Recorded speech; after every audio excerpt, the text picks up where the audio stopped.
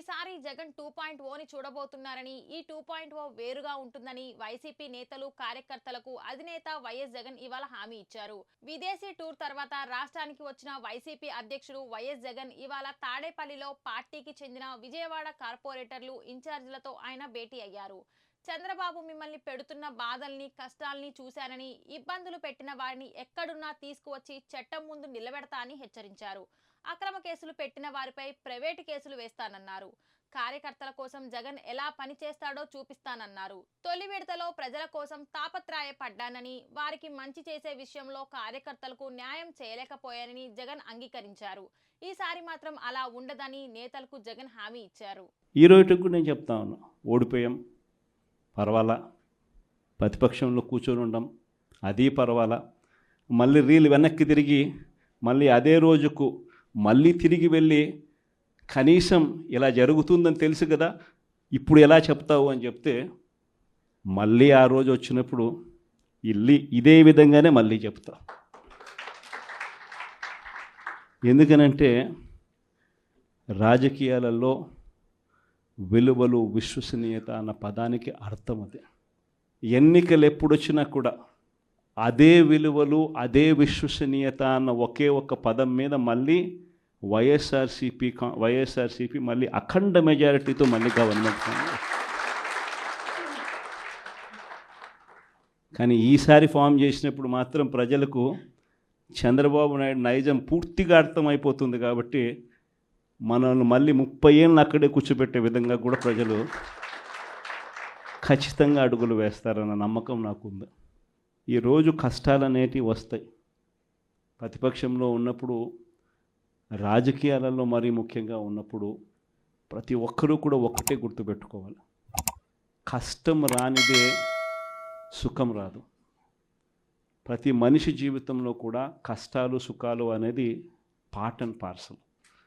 ప్రతిపక్షంలో ఉన్నప్పుడు మన కష్టాలు కనిపిస్తాయి, కానీ ఆ ప్రతిపక్షంలో ఉన్నప్పుడు ఆ కష్టాలలో వచ్చినప్పుడు మనం ఆ కష్టాలను ఎలా ఎదుర్కొంటాం అన్నది మనల్ని లీడర్లు చేస్తాయి. కష్టం వచ్చినప్పుడు మన క్యారెక్టర్ను మనం అమ్మేసుకుంటే, మన వ్యక్తిత్వాన్ని మనం అమ్మేసుకుంటే, ఒకసారి బాటిల్లో ఉన్న నీళ్ళు బాటిల్లో ఉంటే బాటిల్లో నీళ్ళు తాగుతాం. బాటిల్లో ఉన్న నీళ్ళు ఒక్కసారి ఇలా పడేసినామనంటే భూమిలోకి పడిపోతాయి, మళ్ళీ ఏరుకోలేం. క్యారెక్టర్ కూడా అలాంటిదే. ఒక్కసారి విడిచిపెట్టేసినాము అని అంటే మళ్ళీ దాన్ని ఏరుకోలేం. ప్రజల్లో చులకనవుతాం, ప్రజల్లో పలచనవుతాం. ఇది ప్రతి ఒక్కరూ కూడా గుర్తుపెట్టుకోండి. ఎవరెవరైతే మిమ్మల్ని జైల్లో పెట్టే కార్యక్రమం ఎవరెవరైతే చేస్తారో, మంచి చేసిన వాళ్ళని గుర్తుపెట్టుకోండి, చెడు చేసిన వాడిని గుర్తుపెట్టుకోండి. ఇద్దరిని గుర్తుపెట్టుకోమని చెప్తాను. ఊరికే చూస్తూ ఊరుకోం. వైఎస్ఆర్ కాంగ్రెస్ పార్టీ బ్రతుకుతుంది. వైఎస్ఆర్ కాంగ్రెస్ పార్టీ ఈ రాష్ట్రాన్ని ఏలుతుంది అని కూడా సందర్భంగా చెప్తాను. మరో 30 సంవత్సరాలు ఏళ్తామని కూడా ఈ సందర్భంగా కూడా మరి గట్టిగా కూడా చెప్తాను. కాబట్టి ఎవ్వరూ కూడా వైఎస్ఆర్ కాంగ్రెస్ పార్టీకి సంబంధించిన ఏ కార్యకర్త వెంటికి కూడా పీకలేడు అని చెప్పి కూడా ఈ సందర్భంగా చెప్తాను. ఇది ప్రతి ఒక్కరూ గుర్తుపెట్టుకోండి, ఒక్కటే గుర్తుపెట్టుకోండి. ఈసారి జగనన్న 2.0 కొంచెం వేరుగా కూడా ఉంటుంది. ఈసారి జగనన్న 2.0 కార్యకర్త కోసం ఎలా పనిచేస్తుందో కూడా చూపిస్తుంది.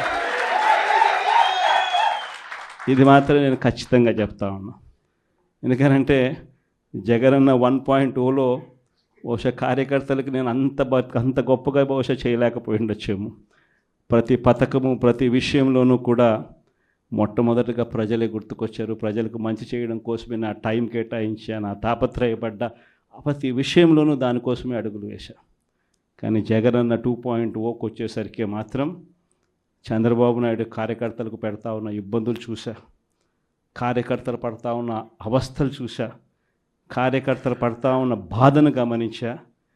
వీళ్ళ కోసం గట్టిగా మీ జగనన్న ఉంటాడని సందర్భంగా గట్టిగా చెప్తాను.